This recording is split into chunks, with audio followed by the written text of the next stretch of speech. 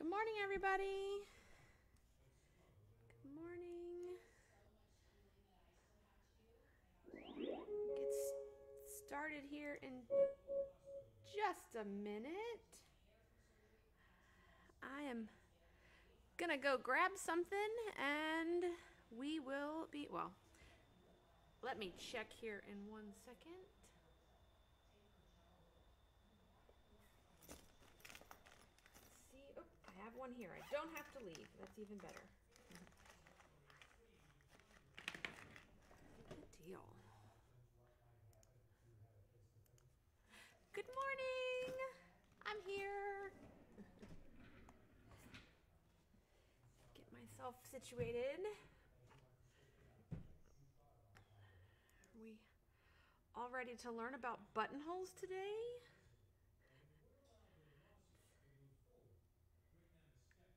Always exciting. Buttonholes are another love-hate relationship that we have with buttonholes. Good morning. I hope everybody had a nice evening.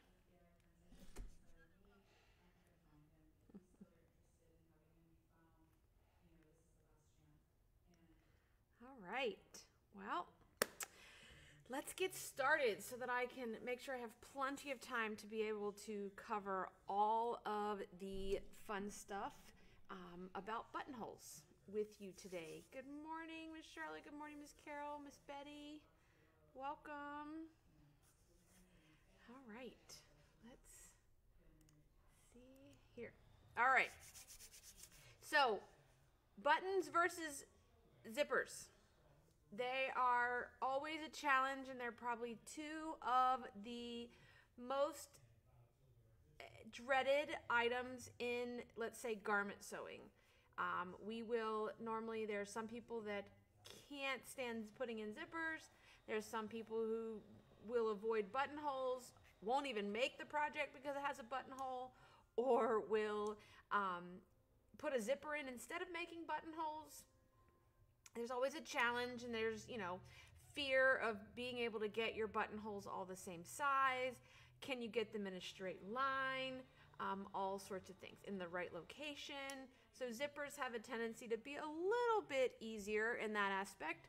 But have you ever opted out of making an item because it had a buttonhole in it, or decided to put in a zipper instead of the buttonholes because you just can't stand the thought of making buttonholes breaks you out in a full-blown sweat? Yes, I have to get a marker here so I can show you how to mark your buttonholes. So they're not as hard as you think they are. Especially, I'm going to be specifically talking about the features on our Bernina machines, but I'm pretty sure that buttonholes are probably made very similar in all the other machines out there on the market for you as well. So, I am here to help make it less stressful for you, okay? I'm going to make it fun and easy, and maybe you'll attempt a buttonhole this weekend. So on your machines, let's get my face out of the way here. On your machines, you may have a variety of buttonholes. Depending upon your machine will depend upon how many buttonholes you have. Everyone is going to have a standard buttonhole, which is what you see here in this image as number 51. Standard rectangular buttonhole. We have lots of types and styles. The end result, or the way they made, is the same. What changes is going to be the style, the overall look. You have 53 is considered a stretch buttonhole, so meant for like stretch fabrics. You have keyholes, you have different shaped bar tacks. Heirloom buttonhole is what they consider number 63 in this image. It's designed to look like it was done by hand. There are lots of other buttonhole techniques like bound buttonholes, piped, faced, all those kind of buttonholes that I'm not even going to attempt today to talk about because, like I said, I could talk forever on buttonholes. but we're just going to stick with the basics. We're going to start with just getting you to make a standard buttonhole, and maybe even a couple of them, so that you're comfortable doing it. Okay? Now, there is a variety of buttonhole feet that you could have or use to make buttonholes. Okay? So your buttonhole feet, foot number 3 that you see here in the image, and the buttonhole foot number 3 sole that you see over on the right, and buttonhole foot number 3C, all are the same. It's just going to depend upon the machine that it is particularly used on. Okay, so 3 and the number 3 sole are what you will find for 5.5 millimeter stitch width machines. Okay. The sole is used for machines that use snap-on feet. And then the 3C is the foot that my 9 millimeter machines would use to make a buttonhole. These feet, 3 and 3C, are considered manual buttonhole feet. These feet are going to allow you to make a buttonhole as long as you need. If you need a buttonhole that's 3 inches long, these are the feet that you're going to use. Okay? Buttonhole foot number 3A. 3A is your automatic buttonhole foot. You can use this foot to program the length of your buttonhole. Okay? And the machine will make that size buttonhole for you over and over and over again until you turn it off or clear it out of the machine. The buttonhole foot number 3A is only going to allow you to make a buttonhole that is 25 millimeters in length. Okay? So it's a buttonhole that's going to be able to accommodate just about a 1-inch diameter button. Okay? So you have a little bit more limiting size with the automatic buttonhole foot, but in the world, I wouldn't skip making buttonholes. For me, when I'm doing this, I would make sure that I chose a button that would allow me to use the automatic foot. I would change the design to use smaller buttons. Because it's so nice to be able to do these particular buttonholes automatic. Okay? We're going to start today with making buttonholes manually. Okay? So I want to first look at where buttonholes are located on your machines. Okay? Depending upon the level of your Bernina, whether it's 5 years old, 3 days old, or 10 years old, or 20 years old, for the most part, it's all gonna, the manual buttonhole feet are all gonna be done the same. Now, we have on the newer machines, on your user interface down the side panel of the machine, you have where you find all of your stitches, and we would open up the buttonhole menu, and that's going to give you all your selection of buttonholes, button sew-on, and eyelets. And we'll talk about button sew-on here at the end today. You'll see that there's a variety of different buttonholes that you can use, and we're just going to start with buttonhole 51. Okay? So I'm just going to select buttonhole 51. That's a standard buttonhole. Can be corded, it can be not corded. We're going to do it not corded here first this morning. Okay? And then we will come back to doing it with a cord. I'll show you how to put a cord in. Okay? 1 second. Let me get camera turned on. Get that ready. Now, we're going to make a manual buttonhole. The manual buttonhole means that we are responsible for determining the size and the length of the buttonhole, and we want to make sure that we have to tell the machine when to do the next step of the buttonhole, okay? Which is why you see here blinking on this screen, this little reverse button. And so it's just a reminder that you're gonna have to hit the reverse button in order to work through. The default on these machines is going to be, for the most part, it's going to assume you want to make an automatic buttonhole. So we're going to go into the eye, the information screen here, and we're going to tell it that we want a manual buttonhole. Okay, so manual buttonhole is going to turn this into what we would consider like a 5-step buttonhole. Although this the machine has 7 steps to it because it has the knot to tie in and tie off. We also, in the world of Bernina, we make Swiss buttonholes. So both sides of our buttonholes are sewn from the top down. Other machines on the market will have what we consider a Japanese buttonhole, where the buttonhole is sewn, the left side of the buttonhole is sewn top to bottom, and the right side of the buttonhole is sewn from bottom to top. Okay, so depending upon what you're doing, we have an extra step in ours because the machine will travel back up to the top so that it can stitch the other side of our buttonhole in the same direction. Okay, so don't panic over that extra little step. It's actually really nice to be able to have both sides of your buttonhole sewn in the same direction, because if you've ever had a Japanese style buttonhole, the one side always looks a little different than the other. This just guarantees that both sides of our buttonhole are beautiful and the same. So we've opened up a manual buttonhole. Okay, so with the manual buttonhole, we have to look here. 1 second, let me grab something. I try to get both of these screens up here at the same time for us so that you can kind of see what's happening.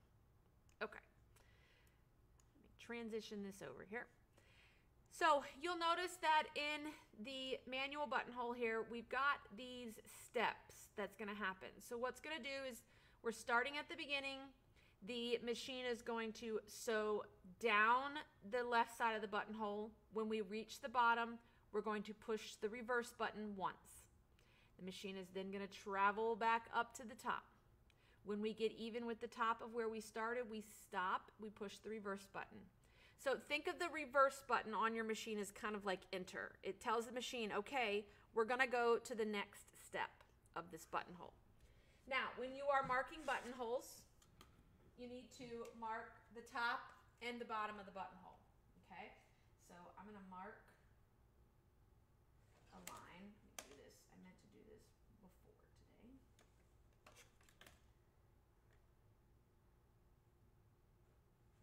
And I'm also going to mark down the middle. Okay, so this is where I want my buttonhole to start, and this is where I want my buttonhole to end. And I have the middle marked so I can keep that aligned with the middle toe of the foot. It's just going to help me make sure that my foot stays straight. Okay, so let me get my machine set here for us. I'm going to tell it that I've got a number 3 foot on. So I'm going to get my foot down. I'm going to get my needle to start right in that center crosshair at the top of my buttonhole. And I am got the middle toe of this foot lined up. What's going to happen is we are going to start and we're going to sew now until that needle gets to this line. Now I'm using a piece of fabric that does have stabilizer in it. You don't ever want to do a buttonhole without some sort of stabilizer. This is a real small tiny satin stitch. Okay, I'm at the line. I'm going to push my reverse button, and it's now going to come over, and we're going to sew straight stitch right back up to the top. When I get back to the top of my line, I'm going to hit my reverse button. It's going to sew my top bar tack. I'm then going to hit my reverse button, and the machine is now going to travel down the right side of my buttonhole.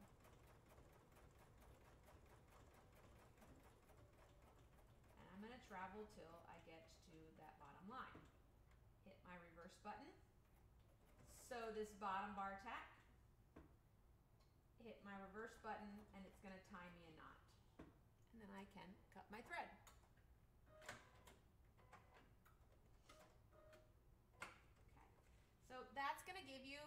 a buttonhole.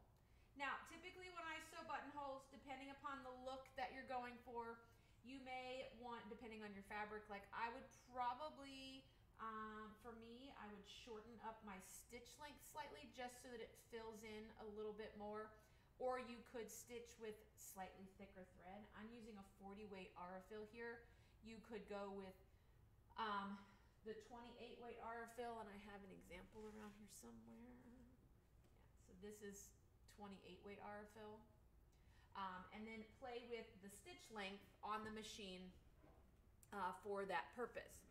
Now, you can then go to the next item, next location on your machine, start again, moving and pushing reverse every time you need to move on to the next step. You see that in the machine here, it's automatically come right back up to the top, and it is ready to start the next buttonhole. Now, I talked about a corded buttonhole, and corded buttonholes, we will do, if you've got a fabric that is like polar fleece, wool, anything like that, that's kind of got a little bit of fluffiness to it. Sometimes, okay, thank you, Miss Jane. I'll fix the microphone. I'll bring it over with me. So a corded buttonhole is going to help you kind of give a little bit of definition to your buttonhole. So, all right. So to make a corded buttonhole, okay, I have a piece of cord. This is just a piece of pearl cotton. You could use crochet thread, you could use floss, you could use anything you wanted. The biggest thing about a corded buttonhole, though, if you need to pre-shrink your cord, okay, especially if you're using like 100% cotton cording, I would pre-shrink your cord. That way, especially if it's a garment and you have pre-washed all your fabric, I would just take and throw this in, you know, like a teacup full of hot water and just make sure that you've pre-shrunk it, okay?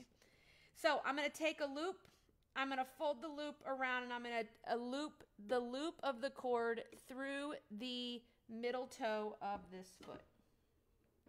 Okay, I'm going to set the foot down just like I did earlier. Okay, I'm going to put myself right at the top there, and I'm just going to let the foot pull the cord with me. Okay, I'm going to shrink that down a little. So as I stitch, the machine is going to stitch over top of the cord and pull the cord with it as it stitches. I'm going to work through all the same steps. When it stitches back up to the top, it's going to drop the loop of the tail of the cord. It's okay, let it go.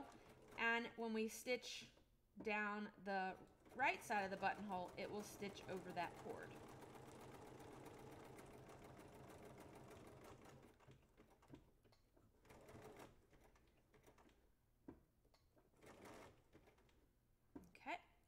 Then, once your buttonhole is finished, okay, you're going to have this little loop right here. You're just going to take your thread and you're going to pull it. And that's going to make that loop disappear underneath the bottom bar tack. You would take a large-eyed needle and thread it and pull these tails to the wrong side, knot them off, and then clip them on the wrong side of the buttonhole. And it's hard to tell here, but feeling-wise, the one with cord is going to be a little more raised than the other. Okay. Now, so when Ms. Ann's question, is there something in the back that I connected the thread to? No.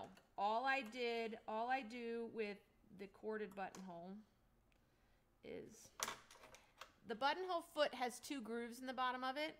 So when you hook this loop around the front toe of the foot, those cords are just going to kind of float in the bottom of the foot, and I just leave the tails in the back. Okay? So straighten that up for you so I'm not looking cockeyed. So yes, so that's a corded buttonhole, okay, and that's a manual buttonhole. Not that scary, okay? Now, let's look at an automatic buttonhole, okay? Now, there's two ways to use an automatic buttonhole, okay? And it's going to depend upon the machine that you have as to how this gets used. So I'm going to start with our machines that don't have any on-screen buttonhole measuring, okay? And I'll explain that in a minute. So again, with this style of buttonhole, even though it's automatic, we need to mark the beginning of our buttonhole and the end of our buttonhole. Sorry. I had the cap of a pen in my mouth. And I'm going to mark the center. Now, with an automatic buttonhole, I will normally make my first buttonhole in scrap so that I can get it programmed, because we are going to use the foot to program the size of the buttonhole. And then we're going to put it on the machine. We're going to push reverse button once, and the machine is going to know exactly what size to make. That is the purpose of this little glass eye that's here. As we're stitching with this foot, it's going to count how far forward we're going, so it knows exactly how many steps to go backwards. So running down the side of this buttonhole foot, there is a red guide that moves. There is numbered from 0 to 3, okay? And that is 10, 20, and 30 millimeters. And each line in the middle is an individual 31, 32, that type of thing. Now, there is no slit in this foot, so the trick to get your thread underneath of a foot that has no slit in it, before you put the foot on the machine, take the needle down through where the needle needs to go through the foot, pull it up, pull the thread, okay, out, and then put your foot on. Okay, and now your thread is underneath of your foot, and you're not sitting here trying to jab thread down in that manner. Okay, now we're going to go to a automatic buttonhole. So let me bring you into an automatic buttonhole. So we're going to get out of manual buttonholes here. I'm going to clear everything out. Oops, let's come back to recording. Okay. Whenever you come into the buttonhole, like I said earlier, the default is to assuming you're going to record. Okay? And so when it's recording, it's going to count how far down it's going to go. We're going to stitch down until we hit the first line. We're going to hit the reverse button, and then we're going to keep our foot on the gas until it stops. Okay? So it's much easier than you think it's going to be. Trust me. All right, so let's make a buttonhole, an automatic buttonhole, with you programming the first size. Okay, so I am going to get myself reset here on the actual sewing machine. Again, I'm going to take there's a guide in the middle of this foot. I'm going to put that in what I have marked as my center, and I want my needle to go down into where the start of my buttonhole is going to be. Okay? Now, there is a red guide here that I am going to stitch until I get to whatever I have determined the size of my buttonhole needs to be. Okay? So I'm going to stitch until this red line matches up with the arrow, the red arrow on the outside of the machine. Okay. So those two have now met. I'm going to hit my reverse button, and I'm going to keep my foot on the gas until the machine stops.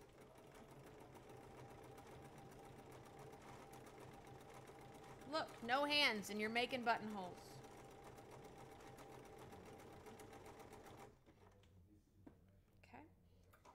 So it counted the number of steps we went down, and then it will automatically move itself back up to the top. Comes up, knows where to stop, and it initiates all the steps for the buttonhole. Once you've done one, every buttonhole from there out, you don't need to do anything to. The machine is going to continue to make that size buttonhole until you clear it out, until you take the foot off the machine, or until you turn the machine off. Okay? So this is how you get rid of not having all the same size buttonholes. It's also the reason why I make the first automatic buttonhole into scrap fabric. Okay? One, I want to do it into scrap so that I can test my stitch length, I can test my thread, I can test my stabilizer. I can also cut my buttonhole open and make sure that it's the right size of what I need. And then I can just keep moving my fabric. You only have to mark where you want the start of your buttonhole to be, and everything else will be determined for you. Okay? Look, I'm still haven't broke out in a sweat over making a buttonhole. Now, with the other type of use for this automatic buttonhole foot is going to be with a on-screen measuring tool. Okay? So we actually have built into the machine the ability to tell it exactly what size buttonhole we want.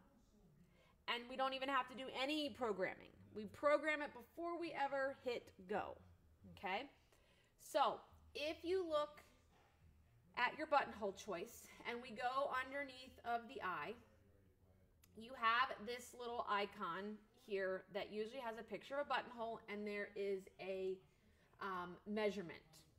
Okay, so I'm going to show you some real magic here. Okay, we're going to go into that screen, and you're going to see that an image pops up that pretty much has a button, and then there's going to be this circle. You're going to hold your button up to the screen inside of this area, and then you turn your stitch width knob until that yellow circle encompasses your button. Now, if you have your package that the button came off of, you can just turn your stitch width knob until this measurement here matches the size of the button from the package. If you've got grandma's button box and you have no idea and you don't have a ruler around that measures in millimeters, you can just hold your button up to the screen and then turn your width or length, your stitch width knob left or right until that buttonhole, that yellow ring, matches the size of your button. Okay? On-screen measuring is going to pretty much be on the Berninas that all have touch screens. So all the way back to my 630s, 640s, 200s, 730s, you have on-screen button measuring features. Is pretty much where those particular ones started.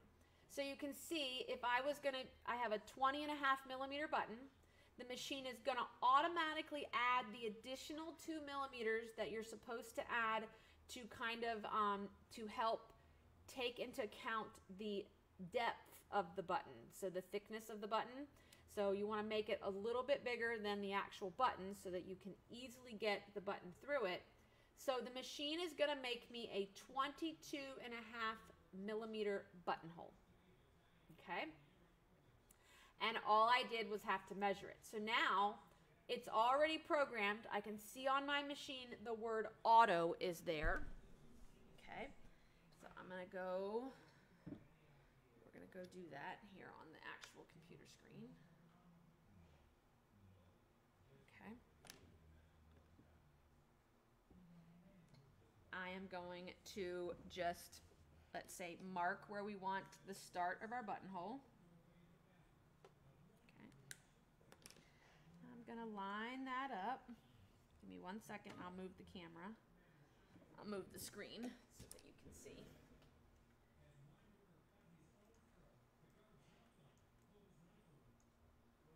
Okay. So I've got myself all marked. I've got myself a line. It's there showing me just where to start my buttonhole. My hands are right here, and all I'm gonna do is start stitching.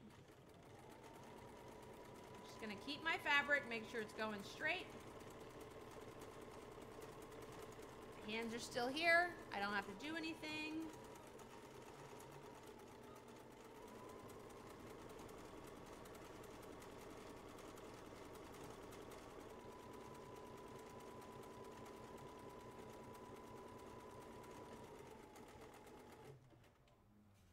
Done. Buttonhole is made. I didn't even have to overly stress about if I'm making the right size buttonhole.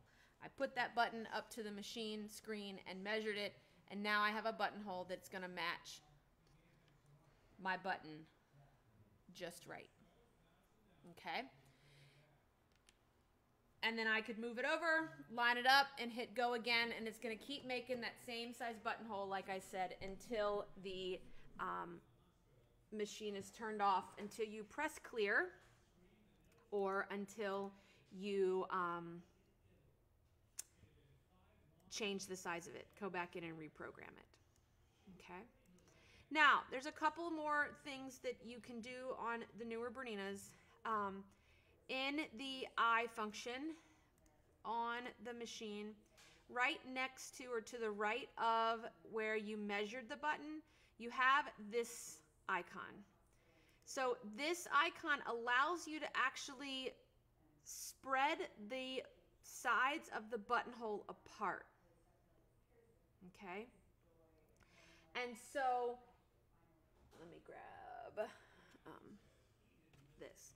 So if this is too close to each other and you want it to be farther apart, because maybe you're using really thick thread and that's the thread that you want, or your fabric is fluff, like polar fleece, fluffy, and everything just feels really, really tight, and you're really concerned about maybe being able to get it cut open without cutting parts of your buttonhole, you can actually adjust your slit width, okay, on this machine. And so you can come in here. Now, when you adjust the slit width, it's going to take the slit width from the width of the buttonhole side bars. Okay, so if you watch the screen here, as I add width, you can see that these are getting skinnier. It may not be the look that you want, but once you have adjusted the slit width, you can exit out of that and then come back where you're looking just at your buttonhole, and you can add back in some width to the side bars of your buttonhole. Okay, so you do have the ability to bring the buttonhole slits closer or farther apart from each other. So let's go do that. Okay. So I'm gonna come out here. I'm gonna add in some slit width. I'm gonna make one the same size as this one so that you can kind of see.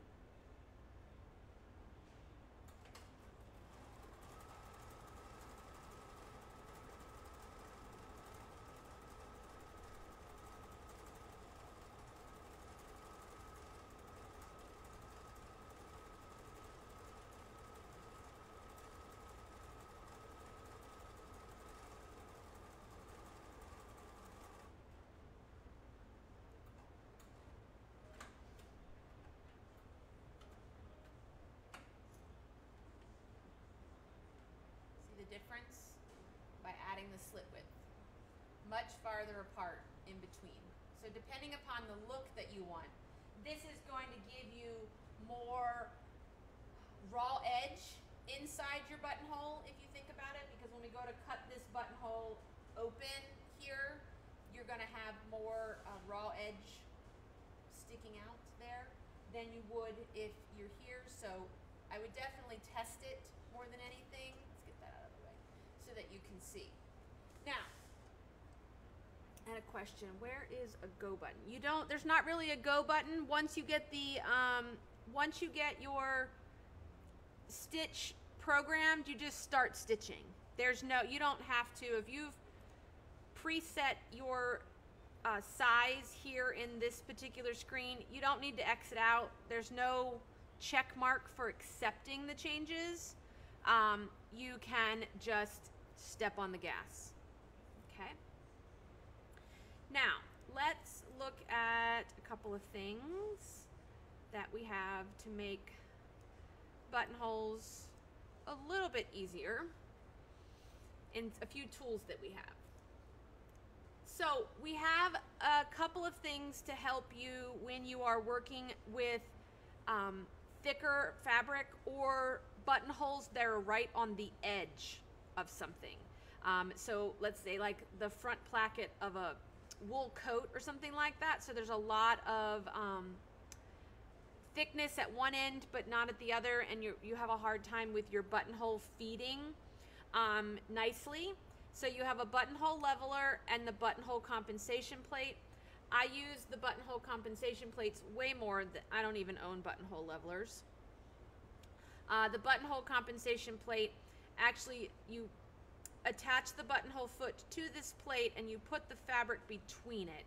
And so that just kind of helps to allow the buttonhole to stay, the buttonhole foot to stay flat. And then you have a buttonhole cutter. This is what I highly recommend for cutting open your buttonholes, okay? And I'll demonstrate that here in a moment, okay? So that's what the buttonhole compensation plate looks like. So it can be challenging to make buttonholes on the edges of something because the foot just doesn't ride level. So this compensation plate is designed to help that stitch better. And then your buttonhole cutter comes with a wood block that you put underneath, a beveled edge knife, pretty much, that you would push down into your buttonhole and kind of rock back and forth in order to get that to cut open. Okay. So we determined if you skip a project just because there is a buttonhole on it, have you ever contemplated maybe getting rid of a shirt before you actually thread a needle to sew a button back on? And so the machine actually has a program that and a foot to allow us to sew buttons on. Okay, so foot number 18 is our button sew on foot. Okay, you can see there are two little rubber feet to the outside and there's a middle toe. That rubber foot allows you to just kind of holds onto your fabric, holds onto your button, and the middle toe can be adjusted in height so that you can adjust the shank of the button or adjust how tight or loose the button sits to the fabric. Okay. Now, some of you, if you have older buttonhole feet, button sew-on feet, you won't have those little black rubber pieces that you see here. The previous buttonhole feet 18 did not have those, and it still works fine. But it's the same identical foot that's there. Okay, so we are going to use stitch number, I believe it's 60.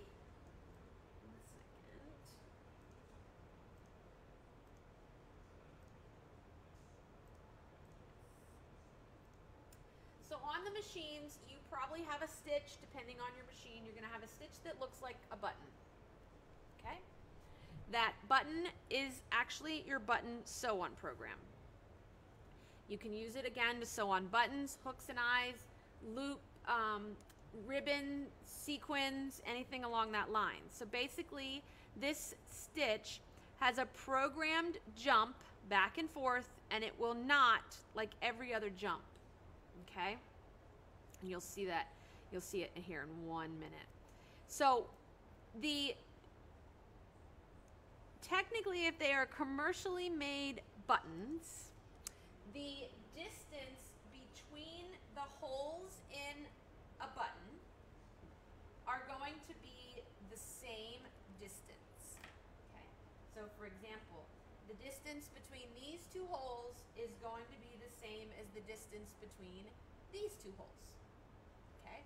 And if you don't believe it or don't trust it, they do line up on top of each other, and I can see straight through.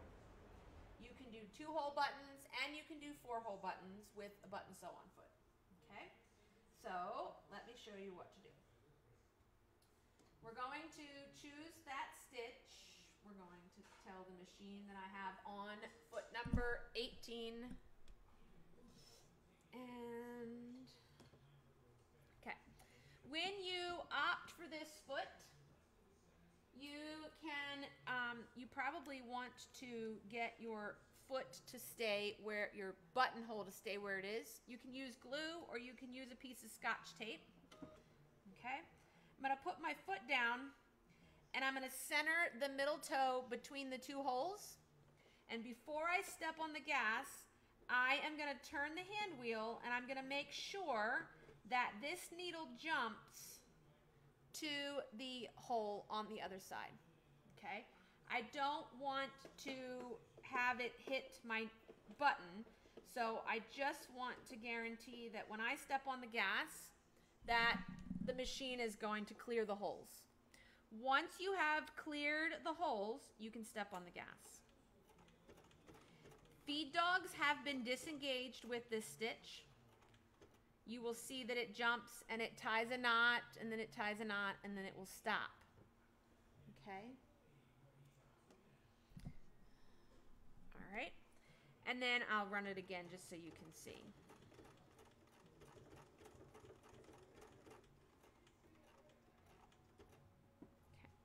And then I'm going to raise my foot, I'm going to pull the buttonhole towards you, and then cut your thread.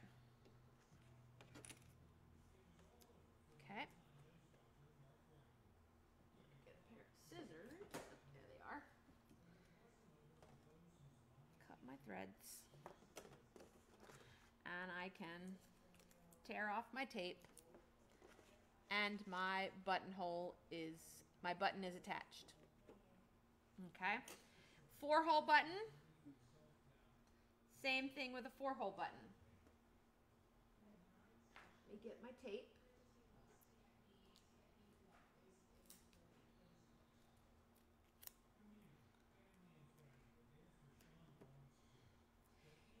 When you do a 4-hole button, you're going to do the front 2 holes first.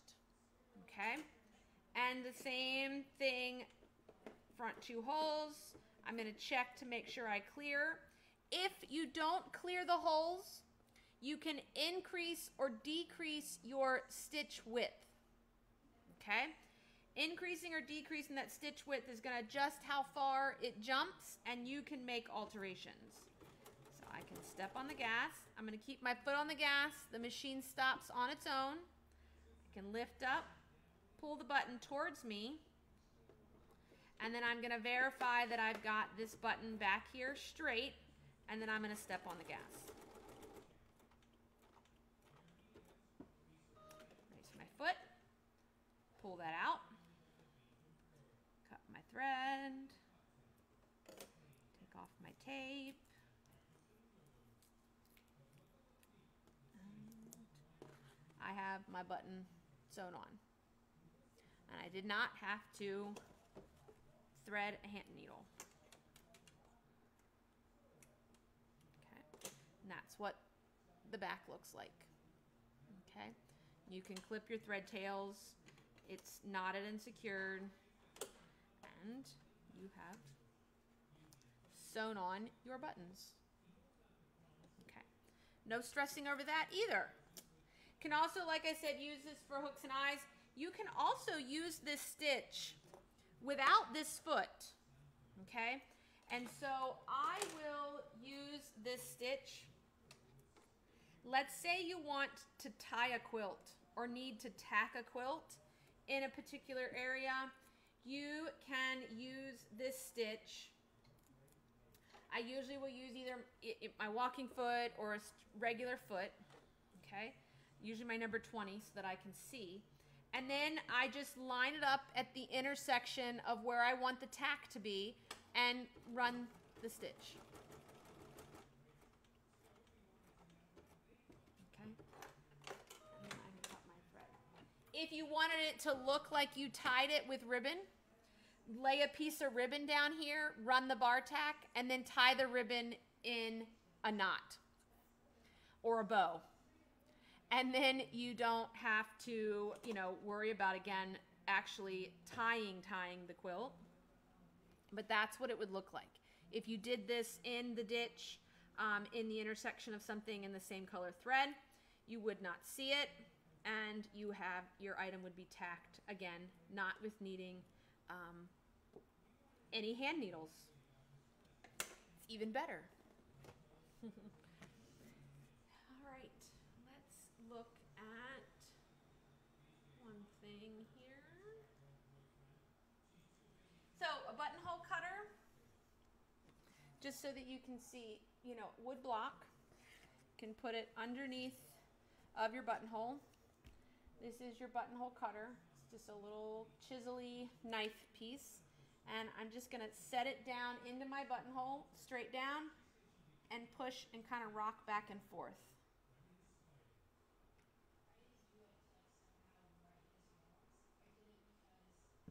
Okay, and then that will cut my buttonhole open for me. Now, there are some of you that are like, I just use a pair of scissors. I'm just gonna use a seam ripper. You can do that. Give me 1 second. You know, you could poke a hole in there and take your scissors and, you know, cut as far up to the bar tack as you can get. But the moment you cut into your bar tack, there's no fixing it. Yes. Yes, foot number 20 or 20C, I would use, just so I can see it, because it's open toe. You could use number 1. It doesn't matter when you sew just the bar tack. See, this is what I was saying. When you adjust the slit width and then you cut open, you can see there's still fabric that sticks out from the buttonhole. So I would be cautious if you're doing that on like a cotton. You know, this would be fine if it was a wool, a knit, a polar fleece, something that doesn't ravel. But this just, it makes a mess there. Now, if you are going to challenge yourself to do it with a pair of scissors or a seam ripper, I highly suggest that you take a pin and you put a pin at the end of your buttonholes on each end. Okay, like that. Okay, this will allow you to put your seam ripper into the buttonhole, and when you drag your seam ripper towards the top of the button, when the seam ripper hits the pin, it's going to stop. Okay? This is because it's going to be very easy. You're going to get in there and go, and you're going to be like, oh, darn it. I got a little crazy. And so this pin is going to stop the seam ripper from going farther than what it can. Okay? And then I would come back and go the other direction. Okay, again, stops when it gets to the button, to the pin, and then if you need to, you can get it and take a pair of scissors and cut closer to it. But I usually use my buttonhole cutter just because I'm a little more in control with the placement of this than I am with this just going a little wild. All right. Now, questions. Are we ready to go make buttonholes? Are we ready to try it? I challenge you to try it. There is one thing that I also want to point out to you. Those automatic buttonhole feet. Let's talk about those for a second. Newer machines, it's not as important because you have the ability to calibrate those buttonhole feet yourself. So think of these buttonhole feet, these 3A feet. They are acquainted with your machine, okay? They're best friends. They know they're allowed to talk to each other. They are not strangers, okay? And so they usually will work and not have any problems, okay? So if you are working on a project and you have pulled out your buttonhole foot, 3A, and you've put it on the machine, and you went down and you stitched and you hit the reverse button for it to program, okay? And it starts stitching back up and it just keeps going. We usually say that the foot got a little bit of Alzheimer's and it forgot, or it got squirreled and it forgot to stop, it forgot to count. And so what's happening is it's not communicating. The eye of that foot is not communicating with the machine. So, you know, this little guy isn't talking. So we need to reacquaint them with each other. And so the newer Berninas, like my 4, 5, 7, 8 series machines, if you go into your personal setup on the machine, so that's your gears, my 4s and 5s, you'll have to hit home and then hit gears. Go into the machine, go into the wrench, and you will see this icon. This is your calibrate. You put on your foot and you hit the button, okay? And then it will work through reacquainting the machine with the foot and you won't have any problems, okay? This is why we ask, when you bring your machine in for service, yearly service, or really you bring it in to us at any time, you bring this foot. Now, if you will never make buttonholes ever, then don't worry about it.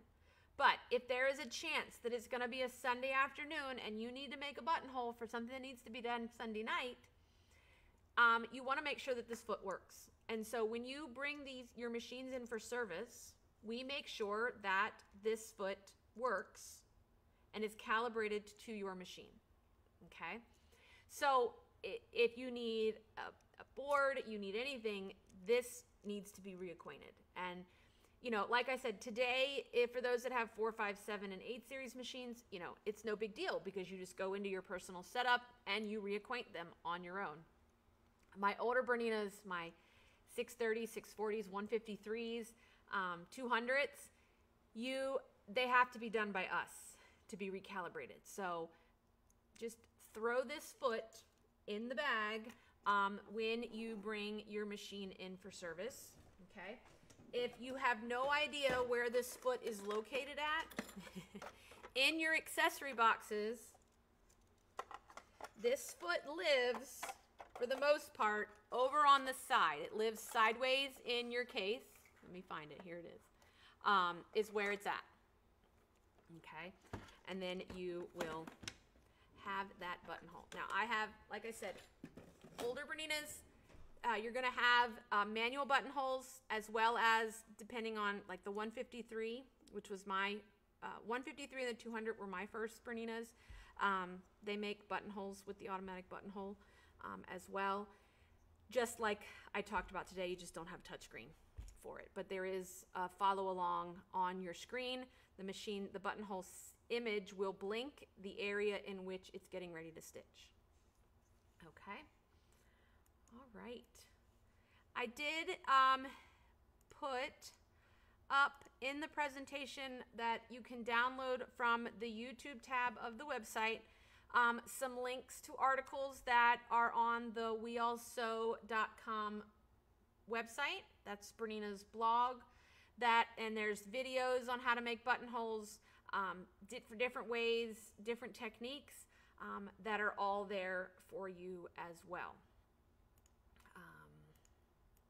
Yes, so hopefully you found this helpful, maybe a little less scary at making buttonholes, and I hope that you will maybe next time you have a project that needs a buttonhole won't shy away from it, or will at least take out your buttonhole foot and give it a try sometime soon. All right. Thank you, everybody. I hope you have a great weekend and that you will come by and see us soon, or I will see you here for Breakfast Club, not next week, but the week after. Thanks, guys.